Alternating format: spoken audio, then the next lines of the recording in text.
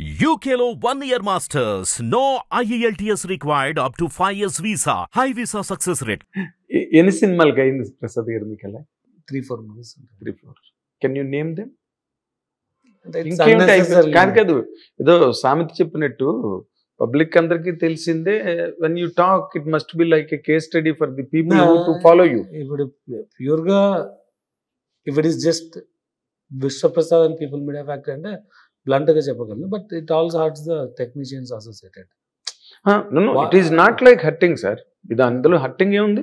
ఇప్పుడు మీరు ఎక్కడ మీ జడ్జిమెంట్ మిస్ అయింది, లేకపోతే అనుకున్న ప్రోడక్ట్ సరిగ్గా రాలేదు. నా జడ్జ్మెంట్ అనేది చాలా పెద్ద సబ్ టాపిక్ అది. టు బి ఆనెస్ట్ నా జడ్జ్మెంట్ మినిమల్ గానే ఉంటుంది. అంటే ఐ డోంట్ మేక్ దట్, అంటే మీ జడ్జ్మెంట్ కాన్సెప్ట్ మీద బిలీవ్ అవుతాము. దాంట్లో జడ్జ్మెంట్ చేయడానికి you need go lot more deeper. Peripheral level analysis లో I cannot have a judgement.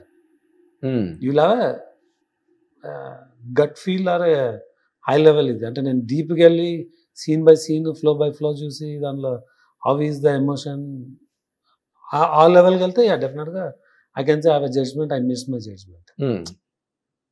ఇక్కడ I felt it will do well but it didn't work the way అన్నది వేరు. అంటే జడ్జ్మెంట్ అనేది that requires two deeper involvement అన్న analysis.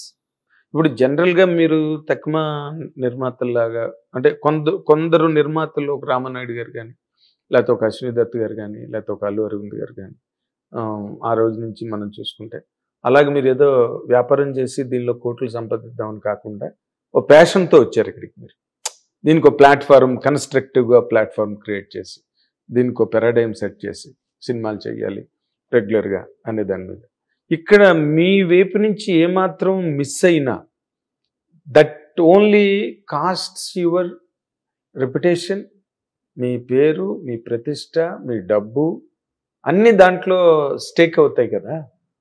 ఊరికే gut feeling మీద సినిమాని ఎట్లా ప్రమోట్ చేస్తారు సార్? గట్ ఫీల్ మీద సినిమా ప్రమోట్ చేయాలంటే మీరు చెప్పిన జడ్జ్మెంట్లో ఒక కాన్సెప్ట్ మీద you have a understanding, then you have a technicians to do. Technicians అనుకున్న కాన్సెప్ట్ అంటే మేము అనుకున్నది స్క్రీన్ మీద చూపెట్టగలిగినప్పుడు అది సక్సెస్ అవుతుంది. అది రిసీవ్ చేసుకున్నప్పుడు. అవును. ఇప్పుడు ఈగల్ అన్న సినిమా తీసినప్పుడు అనుకున్నదే వచ్చింది, కానీ people didn't receive it same way. Of course. So నేను ఈగల్ని ఎప్పటికి కూడా అది ఫెయిల్యూర్ అనుకో, బ్యాడ్ ఫిల్మ్ అని మీరు అనుకోరు? 100% అనుకోను.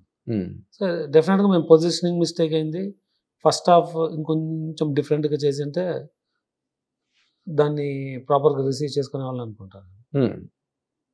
బట్ కొన్ని మిస్ఫైర్ అయి ఉంటుంది.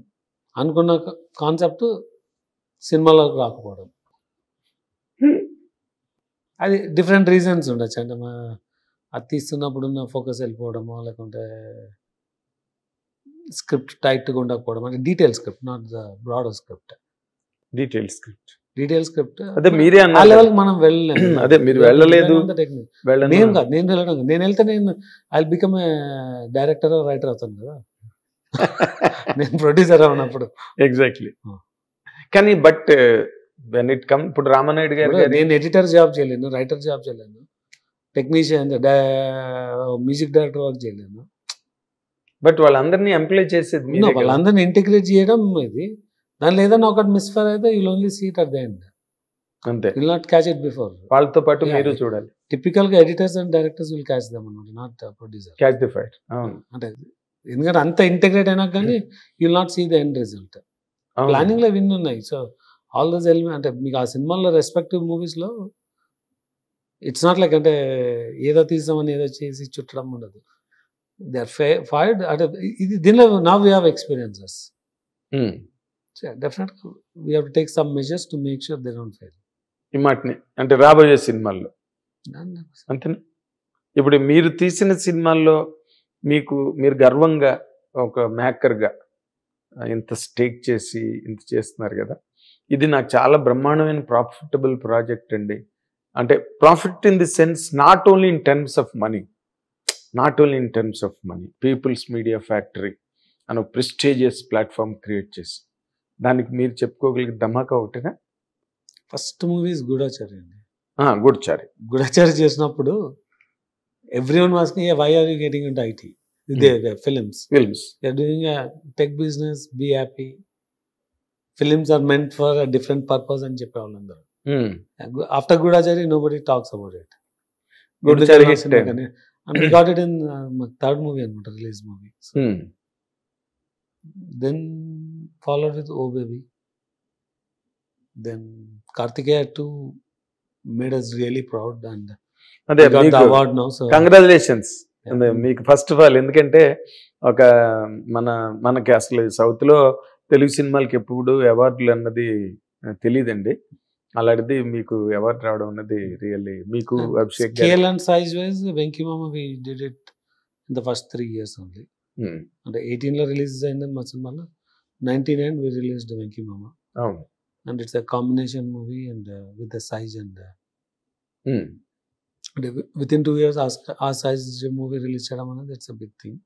బట్ మీరు మీ అభిమాన కథానాయకుడు పవన్ కళ్యాణ్ గారితో చేసిన సినిమా బ్రో, అది how did it fare for you sir?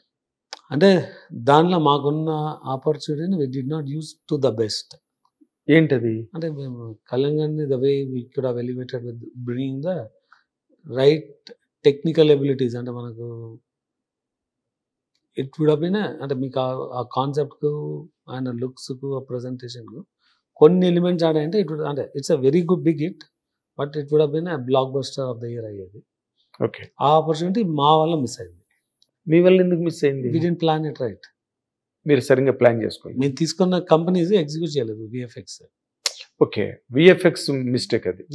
అందుకోసం VFX, songs BGM is extraordinary, songs are average. Correct.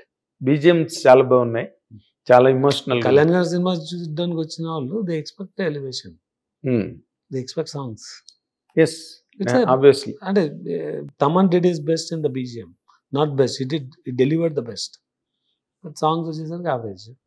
మరి మీరు ముందు చెక్ చేసుకోలేదండి? ఎలా చేసుకుంటానండి? పాటలు వింటారుగా, పాట విన్న తర్వాత ఇది బాగుంది, ఇది బాగుంది. ఇండస్ట్రీలో చాలా రోజులు ఉన్నారు కదా, అంటే సినిమా పాటలు ఎప్పుడు వింటారు మీరు?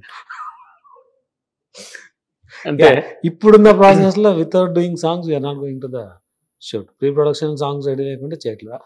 At least 60-70% of our movies it's a pre condition. పాటలు ముందే వినాలి, పాటలు ముందే రెడీ అవ్వాలి.